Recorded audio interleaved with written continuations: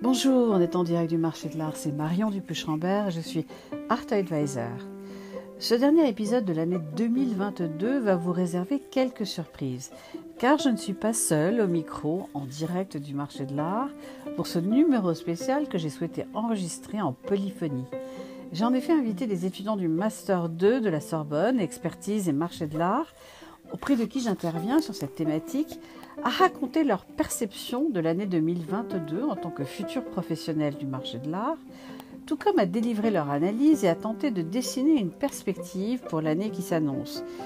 Certes, si l'exercice est complexe, le regard nouveau et sans phare qu'ils portent sur le marché de l'art est certainement des plus instructifs à une époque où l'on assiste à une transformation indéniable et irréversible des comportements comme des pratiques, dans ce secteur économique singulier et atypique de plus en plus inspiré par cette génération nouvelle, comme par l'innovation technologique et une approche de plus en plus éco-responsable.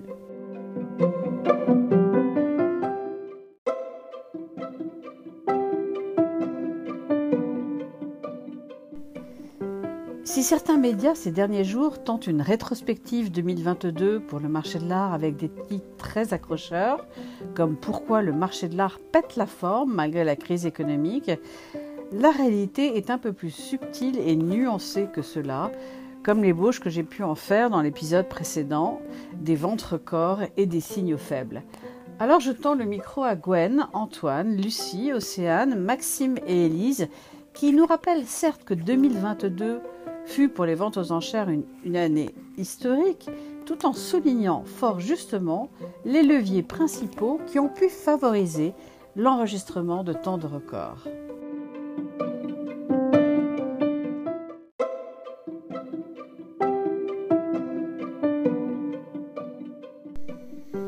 En 2022, le marché de l'art international a organisé un nombre inédit de ventes aux enchères de grandes collections. On peut citer notamment les ventes des collections Maclo et Allen aux États-Unis, ou encore Altani et Givenchy en France. Des résultats de plus en plus records, le dernier en date, dépassant de façon historique les 1,5 milliard de dollars. Ces ventes prestigieuses démontrent l'importance pour les acquéreurs de la provenance des œuvres, ainsi que la renommée du collectionneur.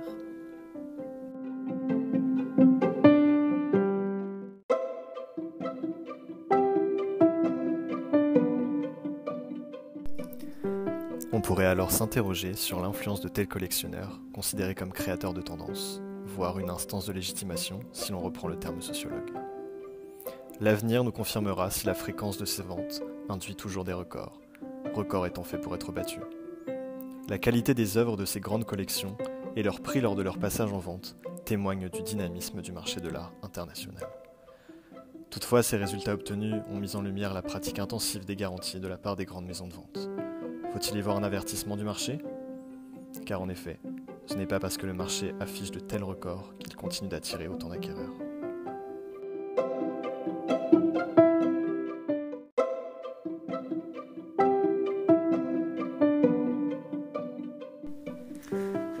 Autre fait très marquant de cette année pour le marché de l'art, comme pour le monde de l'art, la nouvelle attractivité de Paris comme place de marché incontournable et hub culturel innovant pour les collectionneurs et les amateurs d'art du monde entier. C'est au tour de Ferréol, Pauline, Victoire, Juliane, Anne-Hermine et Mathis de nous livrer leur analyse en nous rappelant l'histoire du scintillement toujours renouvelé de la ville lumière et en soulignant les atouts indéniables et durables de la capitale française pour le marché de l'art.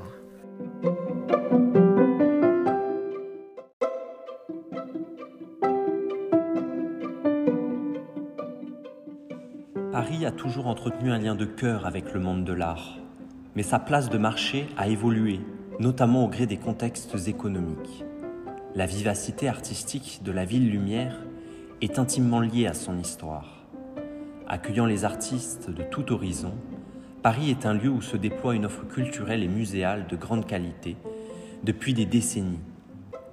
Mais depuis la fin des années 90, New York et Londres attirent tous les collectionneurs. Néanmoins, depuis la pandémie, Paris a repris sa place, en enregistrant une augmentation de 20% des résultats de ventes aux enchères. Alors, comment on explique un tel phénomène ? Le contexte géopolitique et économique, comme un régime fiscal avantageux, a renforcé l'attractivité de la capitale française depuis le Brexit. Paris devient désormais la porte d'entrée des collectionneurs sur le marché européen. D'autant qu'une augmentation significative de la valeur du dollar renforce le pouvoir des acquéreurs américains. L'installation de galeries de renom et de foires internationales, comme la première édition de Paris Plus par Art Basel, en octobre dernier, participe à ce regain d'intérêt. Des galeries françaises, comme la galerie Kamel Menour, étendent leur influence et la diversité de leur offre. La jeune création est particulièrement appréciée par le marché parisien, ce qui se traduit par un goût prononcé pour l'art dit ultra-contemporain, avec la multiplication de galeries proposant des artistes émergents, comme la galerie Pal Project, et le développement d'incubateurs d'artistes, comme l'initiative Push à Aubervilliers. Alors, que nous réserve Paris en 2023 ? Plusieurs horizons se dessinent. L'enjeu principal est de faire perdurer cette tendance. Le marché de l'art adore les premières fois, les événements inédits. L'année prochaine nous dira si la présence d'une foire comme Art Basel peut susciter un intérêt durable en attirant des collectionneurs étrangers. Le maillage de maisons de vente et de marchands, étroitement constitué autour de l'avenue Matignon, apparaît comme le socle qui permettra de soutenir le marché et d'entretenir des relations privilégiées avec les collectionneurs du monde entier.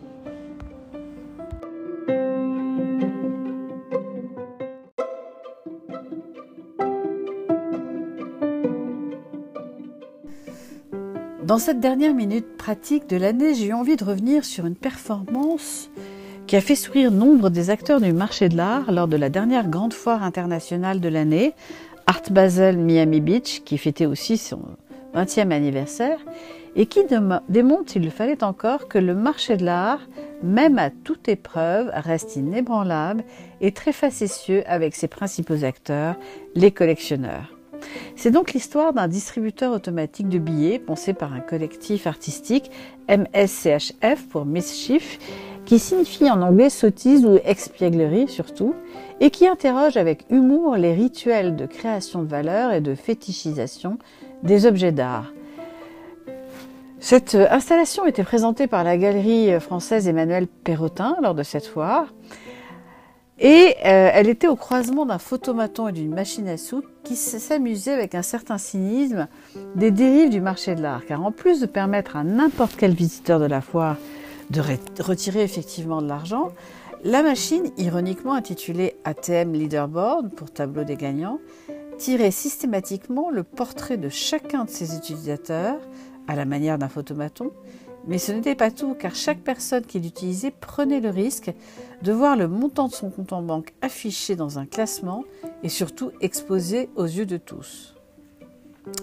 Tournant en dérision la spéculation financière, les jeux de pouvoir ou le consumérisme ostentatoire, mais également les excès du marché de l'art contemporain, ce collectif a encore une fois alerté le marché en brisant les frontières de ce qui est considéré comme étant une œuvre d'art ou pas. Et c'est toujours un vaste sujet en 2022.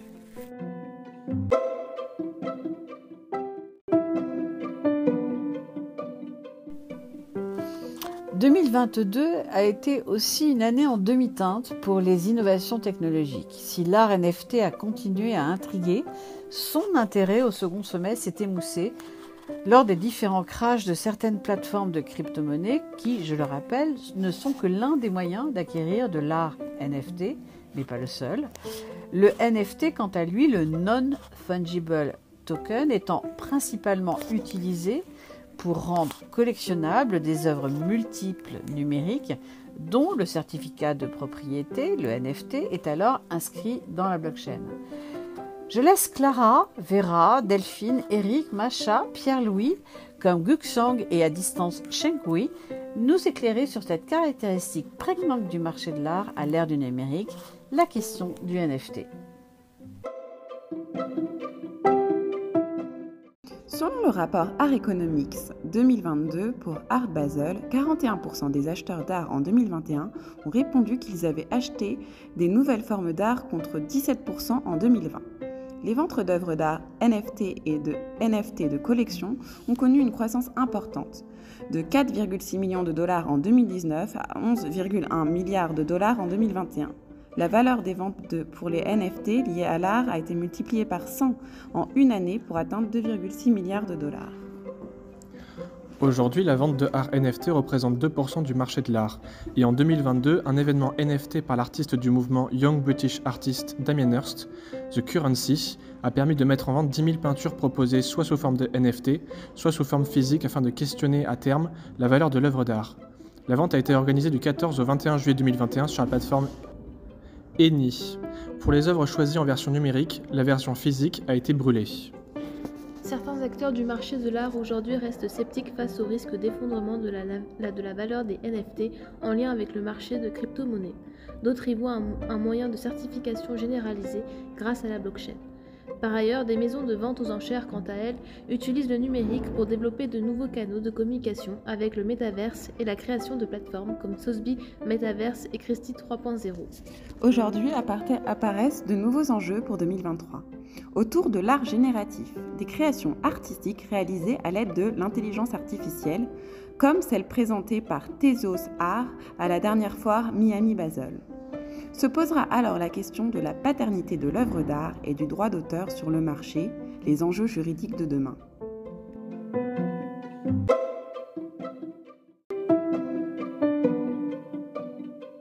Si l'année 2022 restera dans l'histoire, c'est vraisemblablement du fait de l'invasion de l'Ukraine qui a depuis secoué beaucoup de nos certitudes et interrogé aussi le monde de l'art. Raphaël, Pierre, Leïla, Marie-Sylvette, Léonie, Nicolas, Anastasia ont souhaité revenir sur ce fait marquant. Et dès l'intitulé de leur analyse « Art et guerre en Ukraine, un marché de l'empathie », ils interrogent les acteurs du marché de l'art, au-delà de ces coups de projecteur nécessaires, sur la pérennité de leur intérêt pour la scène contemporaine ukrainienne une fois la paix retrouvée.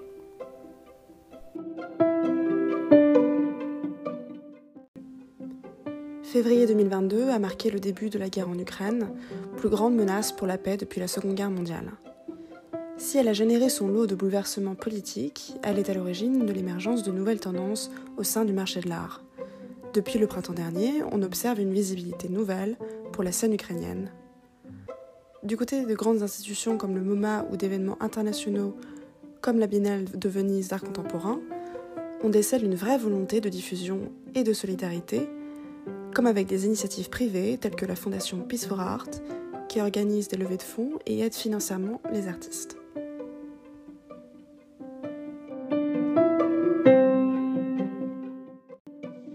Du côté des grandes galeries, de New York à Paris, on présente des artistes ukrainiens en tête d'affiche. On peut légitimement se questionner sur ce brusque coup de projecteur. L'art de l'Europe de l'Est était auparavant considéré comme un marché de niche. Aujourd'hui, on croise des artistes venus de Kiev, Kharkiv, Odessa, dans chaque foire internationale. On peut se demander si, au-delà de la démarche individuelle du galeriste, l'art ukrainien n'est pas devenu un argument marketing et bankable. En d'autres termes, un marketing de l'empathie. Si on ne peut douter de la sincérité de certains acteurs, on peut aussi se questionner sur le devenir de ces artistes largement soutenus aujourd'hui. Et 2023, bien sûr, nous confirmera ou pas l'évolution de cette tendance, son dynamisme ou son possible essoufflement.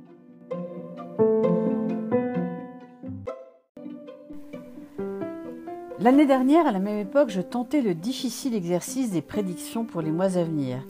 Et quand j'annonçais pour 2022 des évolutions sans de véritables révolutions pour le marché de l'art, par rapport aux nouvelles tendances enregistrées au sortir de la pandémie, je ne me trompais pas. Mais c'était sans compter l'impact économique et financier à minima de la guerre en Ukraine que le monde a peu ou mal anticipé et qui bouleverse une fois encore, après une pandémie, un ordre mondial en ébullition. Alors on est en droit de s'interroger en cette fin d'année où les prévisions climatiques et les projections économiques restent nébuleuses pour savoir si le marché de l'art qui s'est montré résilient en 2021 et qui semble être quasi inébranlable en cette fin d'année le restera et pour combien de temps encore ? Mais si en 2023 on se laissait finalement surprendre, car le marché de l'art nous réserve si souvent des surprises, et de belles, comme avec cette dernière découverte, après une radiographie d'un tableau de Cézanne à Cincinnati aux États-Unis, qui dévoile un magnifique portrait peint certainement par lui, et sans doute, l'homme étant légèrement de biais, son autoportrait.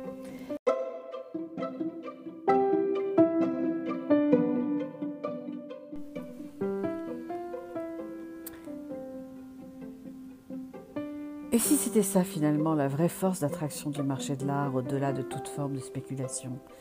La découverte d'œuvres jamais dévoilées ou bien encore des chefs-d'œuvre de collections privées qui sont exposés en vente publique et toujours des artistes plus prolifiques. Last but not least, c'est parce que la trêve des confiseurs, une si belle tradition de fin d'année, est une période de partage et de vœux chaleureux. De façon toute particulière, je voudrais former des vœux de très belles réussites professionnelles pour chacune et chacun des étudiants du Master 2 de la Sorbonne, expertise et marché de l'art, et remercier vivement leur directrice Rose-Marie Ferré pour l'opportunité d'apprentissage et de partage d'expériences qu'elle a su créer en concevant cette formation si innovante et professionnalisante. Enfin, je saisis l'occasion ici et maintenant de remercier tous les artistes contemporains à travers le monde et certains de mes chers amis, sans qui l'histoire de l'art ne pourrait continuer de s'écrire. Comme les galeristes aussi, ici et ailleurs, sans qui leur création ne saurait être si bien mise en lumière, ou bien encore tous les acteurs passionnés du marché de l'art, sans qui il ne pourrait se renouveler toujours et encore. Voilà, c'était En direct du marché de l'art, épisode 12 de la saison 3 en 2022, un marché de l'art que rien n'ébranle ou presque. Restez à l'écoute pour une prochaine saison et de nouveaux épisodes en direct du marché de l'art. Et comme nos amis anglo-saxons aiment à le dire, stay tuned.